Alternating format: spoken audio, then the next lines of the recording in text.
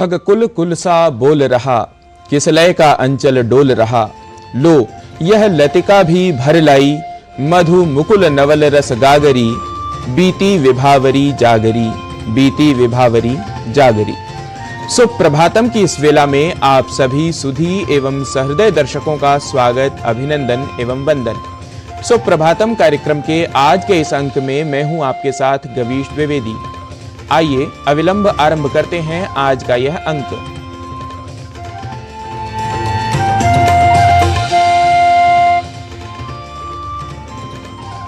सुप्रभातम कार्यक्रम भारतीय तत्वों, कथ्यों एवं पथ्यों को दिखाने वाला कार्यक्रम है। इस कार्यक्रम में हम आपके लिए लेकर आते हैं काल प्रबोधक पंचांग, भारत की अपार अमूल्य निधि से निकला कोई सुभाषित, अर्थात कोई ऐसी बात जिससे हम सभी अपने जीवन में लाभान्वित होते हैं। दिखाते हैं आपको भारतीय ज्ञान परंपरा से जुड़ा रोचक विषय, स्वास्थ्य प्रभाग एवं योग के माध्यम से करते हैं आप सभी को जागरूक और सिखाते हैं आपको संस्कृत भाषा। तो कार्यक्रम के क्रम में आइए सबसे पहले जान लेते हैं आज का पंचांग।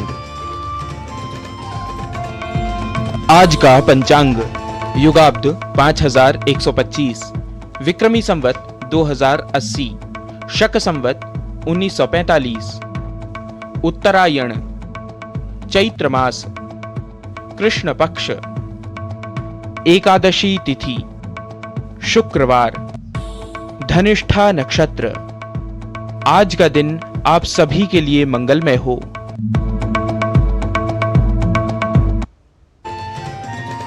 हमारे भारतीय साहित्य में ज्ञान को कुशलता से संजोया गया है। जीवन में जो सदैव तत्पर रहता है, जो सतत परिश्रम करता है, वही लक्ष्य प्राप्त कर पाता है।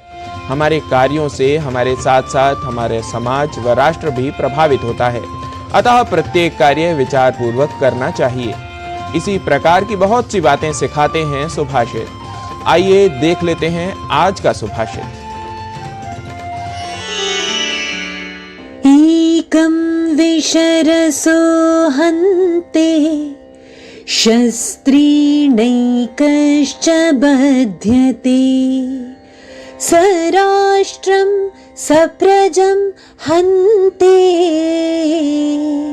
राजानां मन्त्रविप्लवः।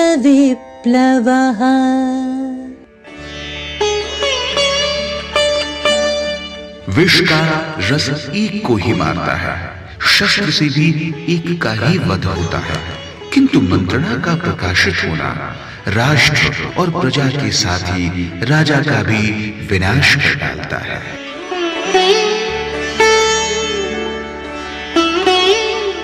The juice of poison kills only one. Only one can be killed with a weapon. But the publication of a mantra destroys the nation and the subjects as well as the king.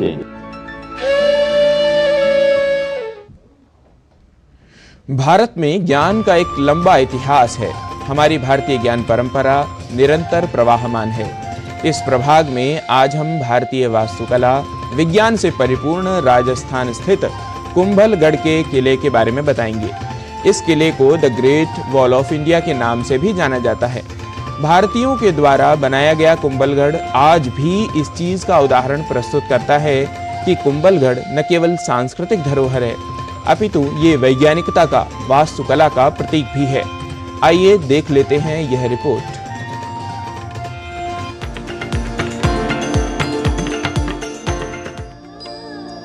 Bharat में ज्ञान का एक लंबा इतिहास है जो गंगा नदी की तरह निरंतर प्रवाहमान है। भारतीय ज्ञान प्रणालियों की भारतीय वास्तुकला, भाषा विज्ञान, खगोल विज्ञान, संस्कृति, दर्शन और आध्यात्मिकता में एक मजबूत नींव है। भारतीय ज्ञान परंपरा पुरातन युग से बहुत समृद्ध रही है। भारतीय वास्तुकला विज्ञान से परिपूर्ण राजस्थान राज्य में स्थित कुंभलगढ़ के किले के बारे में बताएंगे। विश्व की सबसे लंबी चीन की दीवार के बारे में आप सब जानते हैं, लेकिन क्या आप भारत में स्थित विश्व की दूसरी सबसे लंबी दीवार के बारे में भी जानते हैं? The great wall of India Rajasthan के राजसमंद जिले में स्थित है। राजस्थान के 6 किले विश्व विरासत स्थल की सूची में शामिल हैं, जिनमें से एक है कुंभलगढ़। इस किले की वो दीवार है जो कहलाती है the great wall of India. ये दीवार लगभग 36 किलोमीटर लंबी और इसकी औसत चौड़ाई 15 फीट है, जबकि कहीं कहीं ये दीवार 49 फीट तक चौड़ी है। कहा जाता है कि इस दीवार पर 8 से 12 घुड़सवार एक साथ चल सकते हैं। समुद्र तल से 1000 मीटर से भी ज्यादा ऊंचाई पर बने इस किले का निर्माण महाराणा कुंभा ने प्रमुख वास्तुविद माइन की देखरेख में करवाया था। ऐसी मान्यता है कि दूसरी सदी पूर्व में सम्राट अशोक के पौत्र सम्राट संप्रति द्वारा बनाए गए दुर्ग के अवशेषों पर इस किले का निर्माण किया गया था। इस किले के निर्माण में काफी अड़चनें आईं, जिससे इस किले को बनकर तैयार होने में 15 सालों का लंबा समय लगा। 1443 से लेकर 1458 तक इसका निर्माण कार्य चला। निर्माण कार्य पूरा होने की खुशी में महाराणा कुंभा ने किले के नाम के सिक्के भी बनवाए। मेवाड़ के चित्तौड़गढ़ के किले के बाद देश का दूसरा सबसे बड़ा किला कुंभलगढ़ अरावली पर्वत श्रृंखला पर बना है। यह किला 7 विशाल द्वारों और सुदृढ़ प्राचीरों से सुरक्षित है। इन द्वारों को स्थानीय बोलचाल में पोल भी कहते हैं। किले में 360 से भी ज्यादा सुंदर मंदिर और आवासीय इमारतें बनवाई गई हैं। अपने भव्य महलों के लिए प्रसिद्ध इस इमारत में यूं तो कई सुंदर महल हैं, लेकिन बादलों तक की ऊंचाई तक ले जाता ये बादल महल लोगों के बीच में बहुत लोकप्रिय है। ये महल 2 भागों में बटा है, मर्दाना और जनाना। इस महल के दूसरे कमरे पेस्टल रंगों से निर्मित भित्ति चित्रों से सुसज्जित हैं। भारतीय कला में हस्तकौशल एवं प्रखरतम संकल्पना का उचित सम्मिश्रण प्राप्त होता है। भारतीय कला का विकास उतना ही समृद्ध है जितना भारतीय धर्म, दर्शन एवं साहित्य का दृष्टिगत होता है। कुंभलगढ़ मंडल के मंडप अद्वितीय वाताकुलीन पद्धति के लिए विख्यात हैं। सिरस भाग पर बने महल की छत से अरावली की पहाड़ियों, कुंभलगढ़ वन जीव अभ्यारण्य और दूर स्थित थार रेगिस्तान की रेत को देखा जा सकता है। कुंभलगढ़ केवल एक किला नहीं बल्कि एक अजेय दुर्ग है। सीधे हमलों में यह किला सदैव अभेद्य रहा। बस एक बार इसे हार का मुंह देखना पड़ा, जब किले में पीने के जल का अभाव हो गया। इसका फायदा उठाकर मुगल शासक अकबर आमेर के राजा मान सिंह, मारवाड़ के राजा उदय सिंह और गुजरात के सुल्तान की सेना ने संयुक्त रूप से मिलकर किले को घेर लिया और किले की सेना पानी की कमी के चलते हार गई। कई घाटियों और पहाड़ियों को मिलाकर बनाए गए इस किले को एक अलग ही प्राकृतिक सुरक्षा मिली हुई है। इस किले की समतल भूमि का उपयोग कृषि कार्य के लिए किया गया। कहा जाता है कि महाराणा कुंभा अपने इस किले में रोजाना 50 किलो घी और 100 किलो रुई के बड़े बड़े लैंप जलाया करते थे, जिससे रात में घाटी में काम कर रहे किसानों और मजदूरों को प्रकाश मिल सके। भारतीयों के द्वारा बनाया गया कुंभलगढ़ आज भी इस चीज का उदाहरण प्रस्तुत करता है कि कुंभलगढ़ न सिर्फ सांस्कृतिक धरोहर है बल्कि ये वैज्ञानिक टेक्नोलॉजी वास्तुकला का प्रतीक बना हुआ है। Bureau report, DD news.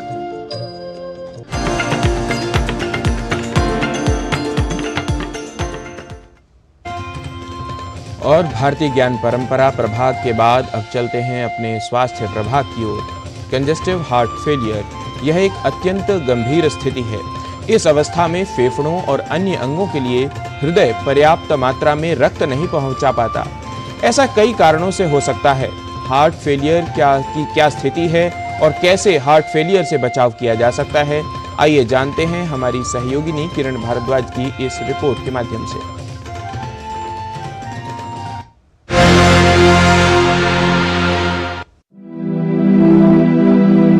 Congestive heart failure एक ऐसी स्थिति है जिसमें व्यक्ति के जीवन के लिए खतरा उत्पन्न हो जाता है।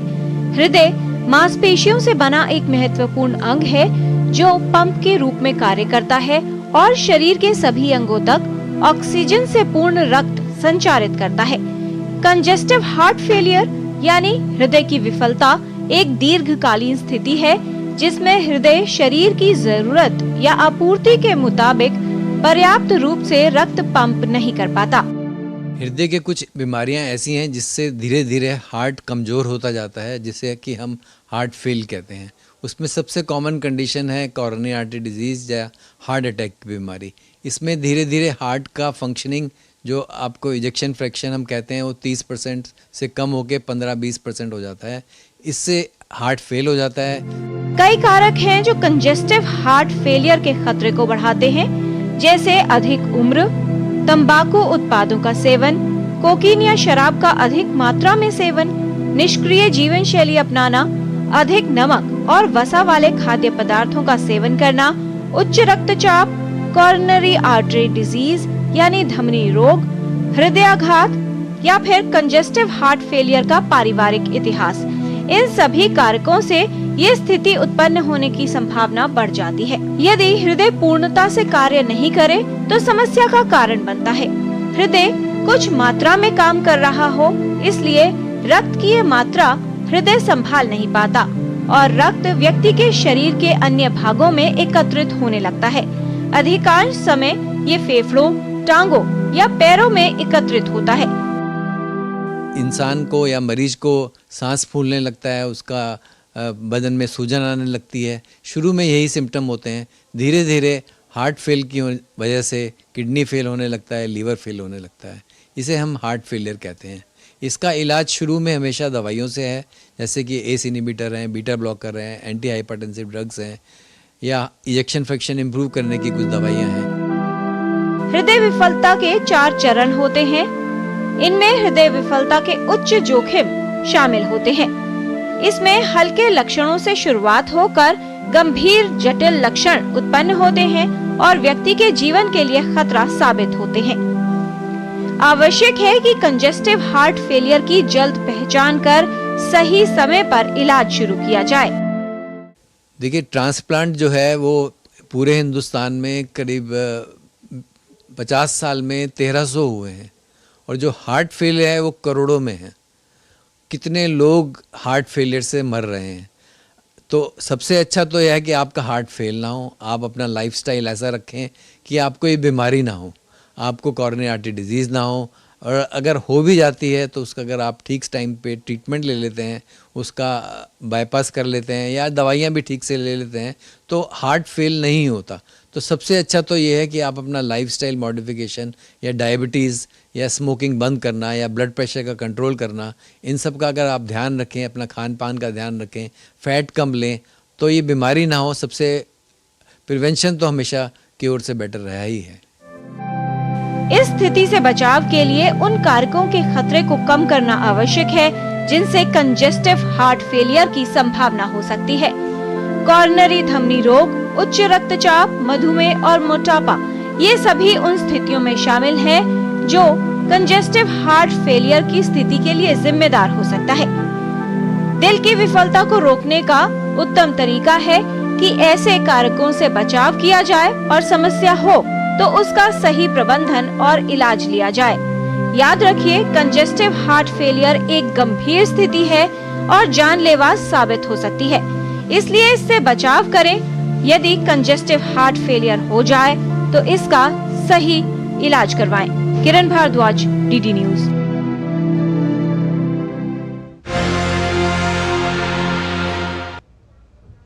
और कार्यक्रम में अब समय हो चला है एक अल्प विराम का, लेकिन आप कहीं न जाइए, देखते रहिए डीडी न्यूज। स्वाद से सबको दीवाना कर दे, दीवाना कर दे। पता का चाय, गजब का स्वाद। मैं क्या जी, सब जानते हैं, जहां दिखे मारियो, अपना समझ के खा लियो। Delivery boy has picked your order. मुझे भी पता है भूख लगी है। 30 मिनट का मैसेज नोटिफिकेशन आया था ना। मैसेज के सारे थोड़ी बैठ सकते हैं। कल आपने कुछ शेयर्स बेचे थे ना? हाँ, तो चेक किया? मैसेज आया तो था। सिर्फ मैसेज काफी नहीं है। आप शेयर मार्केट में कोई भी ट्रांजैक्शन करते हैं ना, तो स्टॉक एक्सचेंज से आए एसएमएस या ईमेल को अपने डीमैट अकाउंट और बैंक स्टेटमेंट के साथ भी टैली कीजिए। बेटा, भूख में ना दिमाग बंद हो जाता है। सोच कर, समझ कर, इन्वेस्ट कर।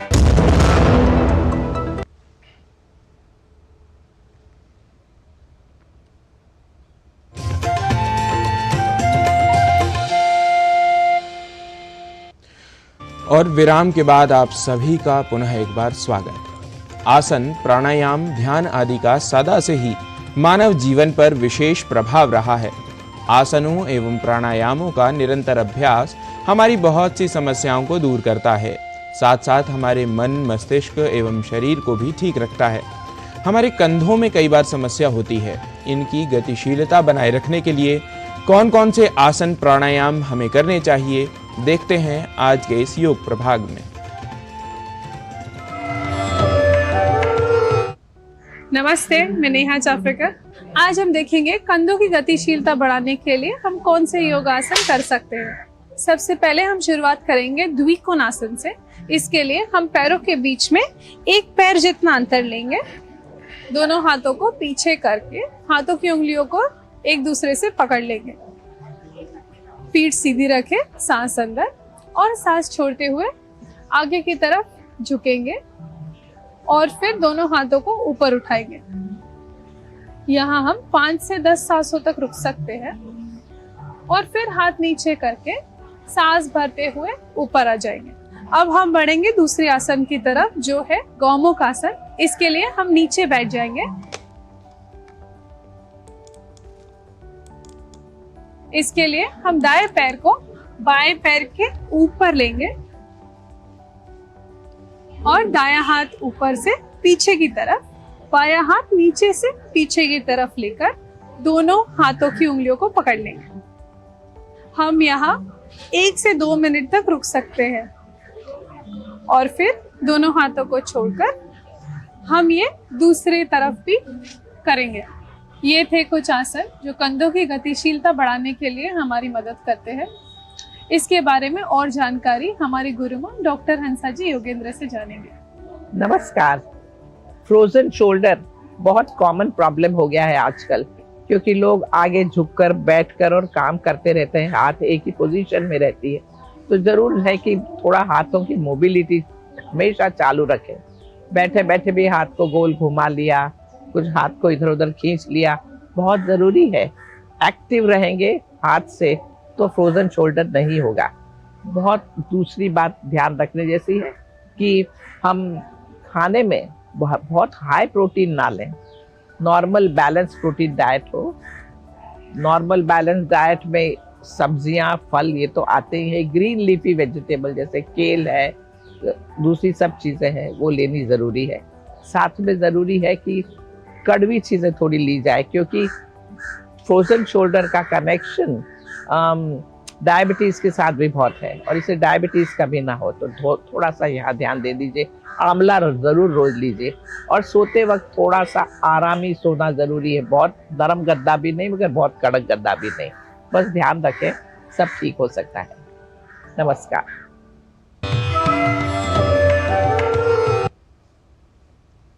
भाषा चाहे कोई भी हो, हर भाषा में शब्दों के शुद्ध उच्चारण के लिए हमें रखना होता है अक्षर विन्यास, संधि और सरल व्याकरण का अधिक ध्यान। और आज इसी तथ्य पर कई उदाहरणों के साथ संस्कृत की पाठशाला में चर्चा करने को तैयार रहे हमारे सहयोगी नारायण दत्त मिश्र। आइए चलते हैं और देखते हैं संस्कृत पाठशाला।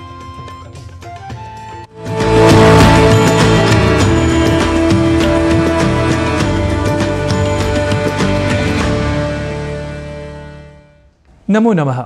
अहमस्मि नारायण दत्तमिश्रः। स्वागतं च करोमि सर्वेषां संस्कृत पाठशालायां। हमने संस्कृत पाठशाला में आपको यह बताया ही है कि अत्यधिक को अत्याधिक, अनधिकृत को अनाधिकृत कहना अशुद्ध है।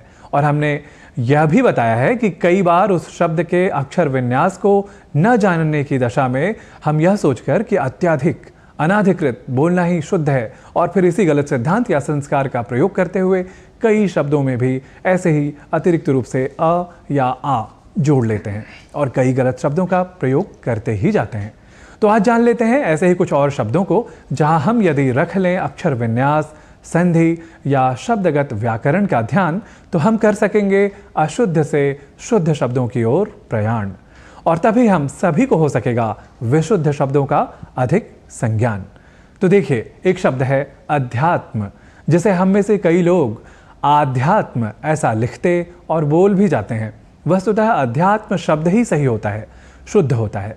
अध्यात्म से संबंधित कोई चीज हो तो उसे जैसे हम आध्यात्मिक कहते हैं, उसी तरह अध्यात्म से संबद्ध कोई तथ्य हो तो उसे आध्यात्म कहते हैं। तो यह अंतर है अध्यात्म और आध्यात्म का। जब हम शब्दों के अर्थ जान लेते हैं या अर्थ जानने की इच्छा अधिक रखते हैं, तब निस्संदेह ऐसी गलतियों से हम साधारण रूप से बच जाते हैं। वैसे अध्यात्म और आध्यात्म के अर्थ को समझने के क्रम में आइए कुछ और शब्दों पर ध्यान देते हैं ताकि हम अन्य शब्दों के प्रयोग में अशुद्धि न करें।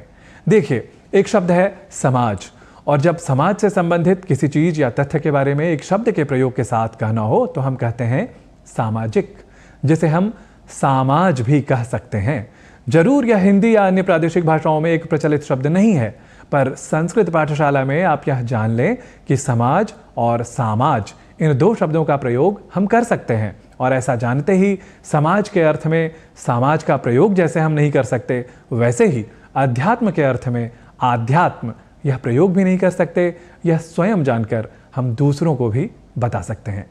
आइए अब बढ़ते हैं आगे और जान लेते हैं शुद्धता की कक्षा में कुछ और विशुद्ध प्रयोगों को। एक शब्द है पुनरावलोकन, अर्थात यहाँ दो शब्द हैं, पुनः या पुनर् और फिर अवलोकन, और जब ये शब्द मिलेंगे तो पुनरावलोकन यह एक साथ शब्द बनेगा। अब यहाँ एक बात है कि जैसे हम श्रीमान भगवान में न के हलंत को हटाकर तथाकथित रूप से सरल बनाने के उद्देश्य को मन में रखकर जैसे हिंदी या अन्य प्रादेशिक भाषाओं में प्रयोग करने लगे हैं, तो उसी संस्कार का अतिरिक्त रूप से प्रयोग कर हम पुनः के या पुनर् के र को र और अ यानी र इस रूप में देख लेते हैं या समझ लेते हैं, और ऐसा समझते ही हमसे हो जाती है चूक, और हम फिर इस अपने बनाए सिद्धांत में या मनोदशा में ऐसे अशुद्ध प्रयोग करने लग जाते हैं। अर्थात पुनरावलोकन को पुनर और अवलोकन ऐसा समझते हुए संधि कर देते हैं और शब्द बना लेते हैं पुनरावलोकन, जो कि अशुद्ध है।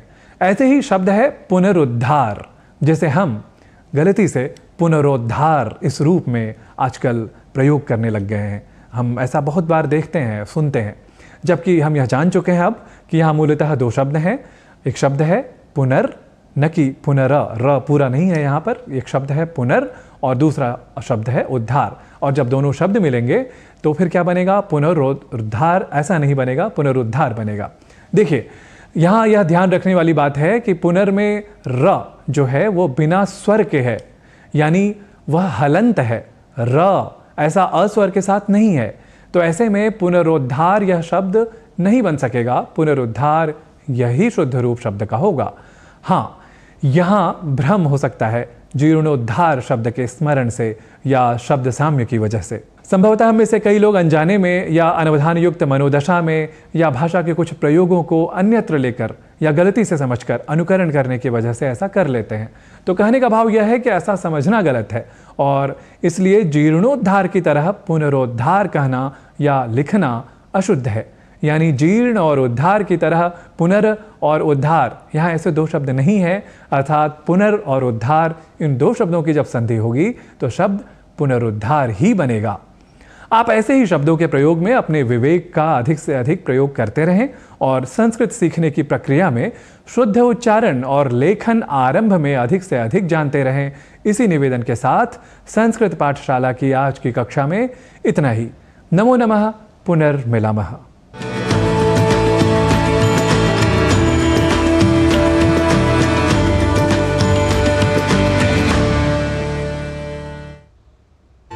और संस्कृत पाठशाला के बाद अब चलते हैं अपने अग्रिम प्रभाग की ओर। महिलाएं स्वरोजगार के माध्यम से सशक्त हो रही हैं, आत्मनिर्भर हो रही हैं।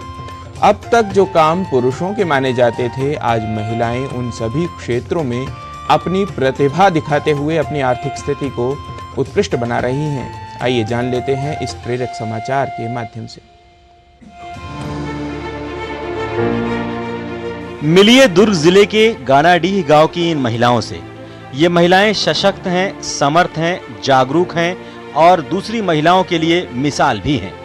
बड़े बड़े टैंकों से पानी भरना हो या फिर उन्हें कैन और ड्रम में लेकर घर घर जाना, ये सारे काम ये महिलाएं बड़ी ही आसानी से कर लेती हैं। कई महिलाओं के इस समूह का नाम है जागृति। ये महिलाएं आरओ प्लांट के जरिए पानी को फिल्टर कर उसे बेचती हैं।